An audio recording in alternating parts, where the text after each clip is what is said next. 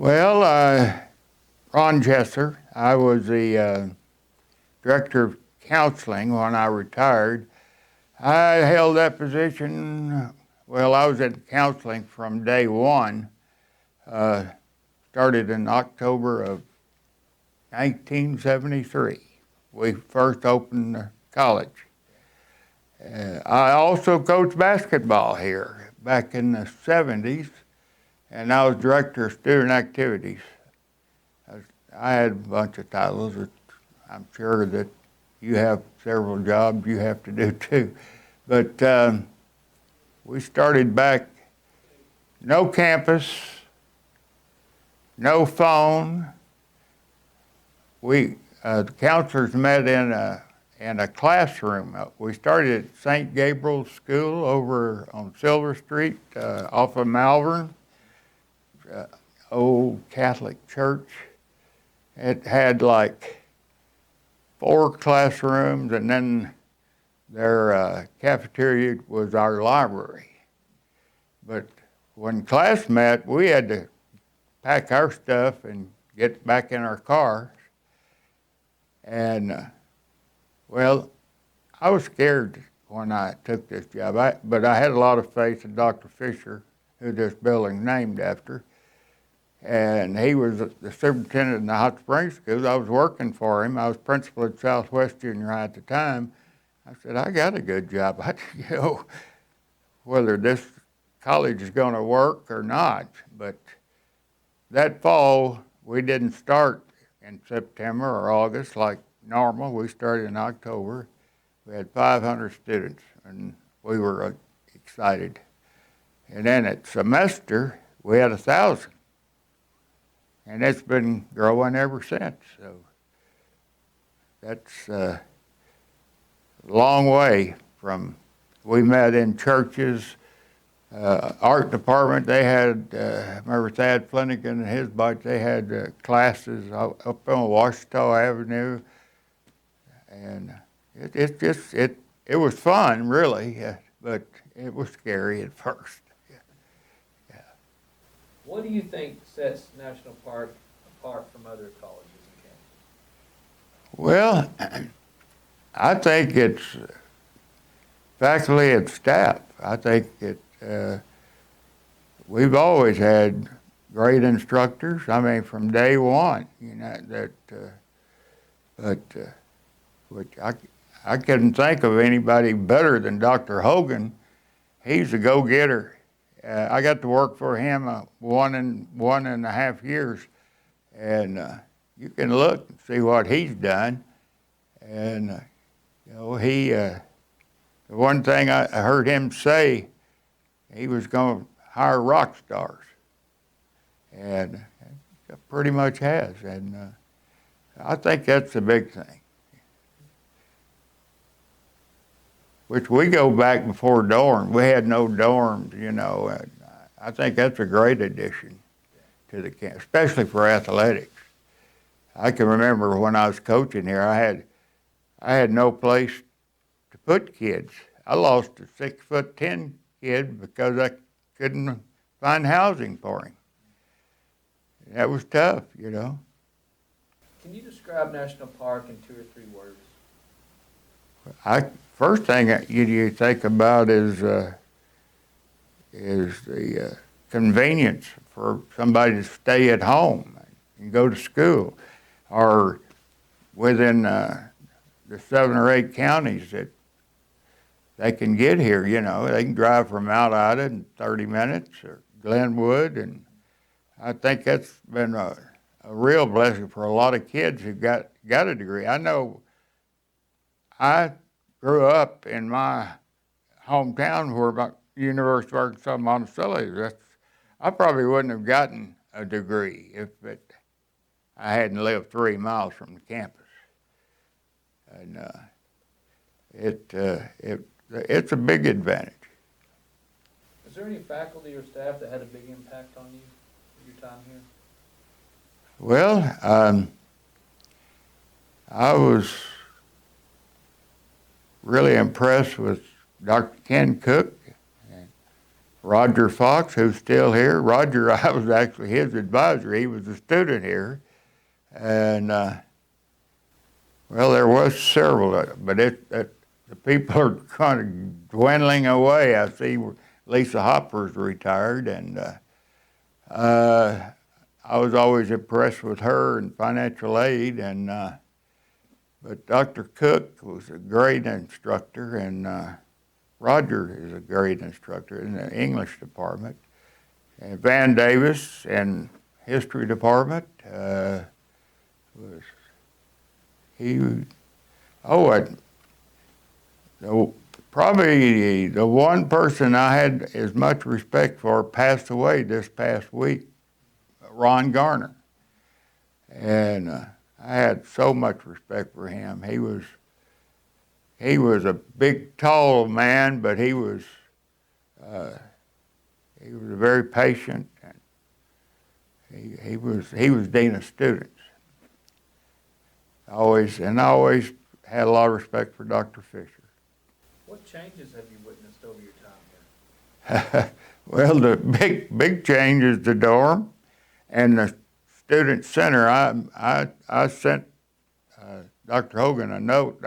First time I drove that new road and saw that student building, Students' Commons, I was so impressed that that's something we can all be proud of. And, I still feel like this is my home, this is my school, and that I really was so proud of that. And a lot of time's gone by, that, well, we got the new nursing building, we got the health science building. I call it the nursing building, but there's other things going on over there. And that program's just great. That dorm and that student commons, and that's for the students. That's great. It really is. From your perspective, how has the student experience changed and what remains the same? Probably one of the big things, I know my granddaughter just finished her second year here, and she's going to, I believe it's getting her 4-year degree from UA Monticello, I believe it is where she's working on. Yeah, that's a big thing, that they can stay home and get a bachelor's degree. Anything remain the same that you can tell from the beginning till now? I don't think so. Yeah. I don't. You got to change. I mean, you got to keep going, and if you're not changing, you're stalemate. They put up the outdoor. I come over and walk occasionally, and not near as much as I should. But the goals outside, and I think Chris Coble had something to do with that. His family. I think that's wonderful. And I see a lot of young folks over there playing. They're using it. So Ron, you started at the beginning of the college. What can you tell us more? We really want to capture these stories. What can you tell us about the beginnings of the college?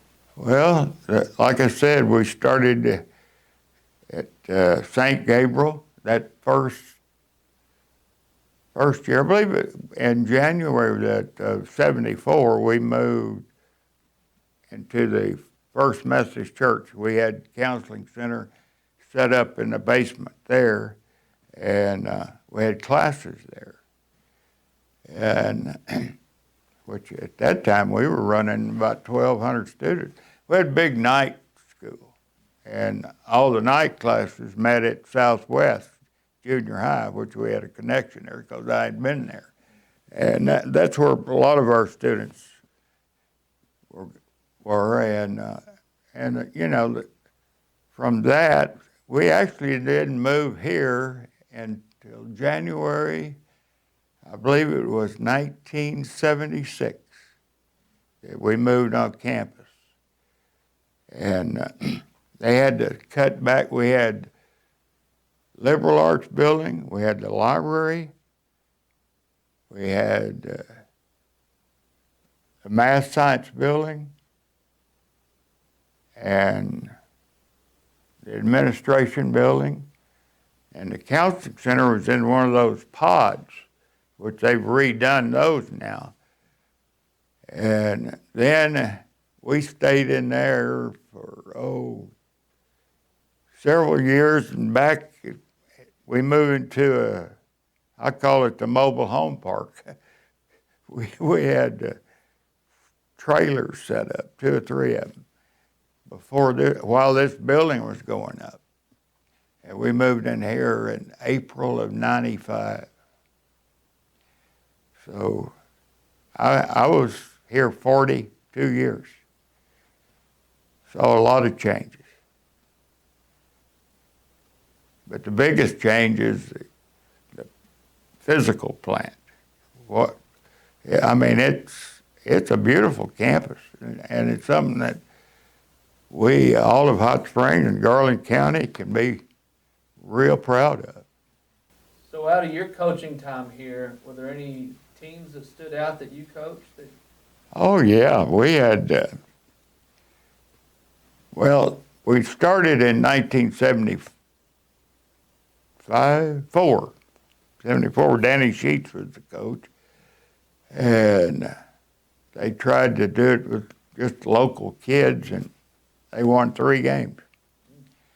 Well, Danny decided he didn't want any more of that, and then Don Harris and Dr. Fisher talked me into taking it for a year, which ended up 3. And that first year, we won 16 games, went to the regional tournament. I had a little All-American kid I recruited out of Malvern, John Blackman. In fact, his son played for Nolan Richardson. But John, he could shoot it. And we had a couple of kids from Carthage, and we got a couple of kids out of Little Rock. But those kids, that first 2 years, we won 16 and then 19.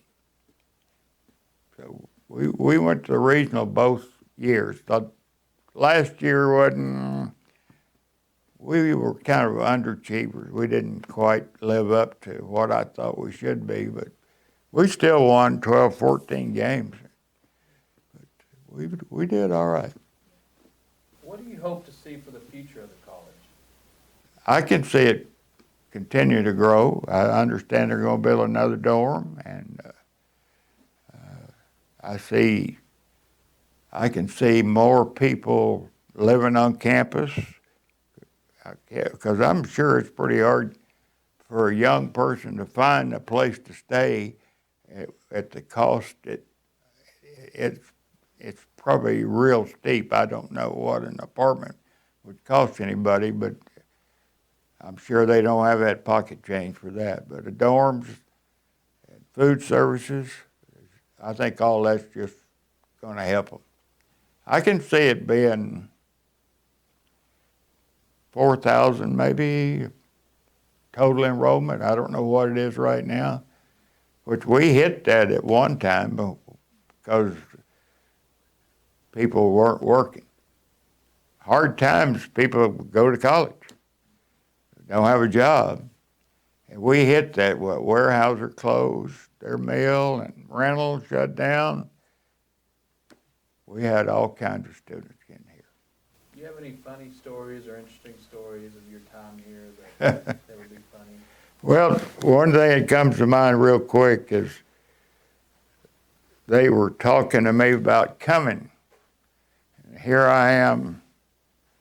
Well, it was Don Harrison, Dr. Fisher, and Roger Rogers was a counselor at the time, and we had worked together in the Hot Springs school system, and Roger and Don and I, we play golf. Dr. Fisher played with us occasionally, but golf was a big thing to me. And I still play golf, but they kept telling me, says, we can go play golf anytime we want to. We can slip off and go. So the first time we did that, they just opened the village, DeSoto, the first course out there. So we go out there because Don knew the pro and didn't cost us anything. And I never will forget, John Rush was my boss at that time. He was the dean of students. That didn't go over very well with him at all. That was the last time we went to play golf during the workday. He didn't like that at all. And I told those guys, y'all talk me into coming out here doing this. So, you know, we had no phones, no cell phones. We didn't even have a landline. Didn't have an office. We worked out of our bags, you know, out of the car. But it all worked out. That was probably the funniest thing that wasn't very funny at the time, but Dr. Fisher was the one that expects you to be here at 8 o'clock and he expects you to be here at 4:30 or 5 whenever we close. And he always checked. He always, you'd see him early in the morning, you'd see him late in the afternoon. What else was about Dr. Fisher? I've heard that name so much. What was he like? I'd never met him. He liked Dr. Hogan. He was a go-getter. He hired good people. He brought in maintenance people, secretaries from the Hot Springs. He left the Hot Springs school system. He took Garner and Roger and Harris and myself. He took all the three schools principals, the two junior highs and the high school, and secretaries and maintenance people. They weren't very happy with us at that time, but he got things done. And he was big into athletics, which, you know, they dropped that for years. I think we had athletics through 91 or something like that. And then Dr. Hogan come in and he started it back. Not only did he start it, he added to it. A lot of programs like soccer, and I don't even know how to start a soccer, but apparently that's a big sport. I mean, that's one thing. All you got to do is have a ball and a uniform. It's not like football, where it's a very expensive sport. But yeah, he was. I would say he and Hogan are a whole lot alike. Yeah, you spend 42 years somewhere. It kind of. I really wasn't sure about retiring, and I worked till I was 74 years old. I was an old man. What did you retire as here? The counselor? I was director of counseling when I retired, yeah. When you gave up coaching, did you miss it? No, I'd had enough of You had coaching. enough of it? I'd had enough. I coached, when I got out of college, that's all I thought I'd ever want to do. And I coached in the Hot Springs system, and I was lucky enough to have a couple of state champions. And I coached 8 years in the Hot Springs schools. And then I went from there. I was principal at Ricks Elementary and principal at Southwest Junior High. Went back, got my master's in counseling, and next thing I know, I was right here. I've been blessed to be able to work right here all my years, and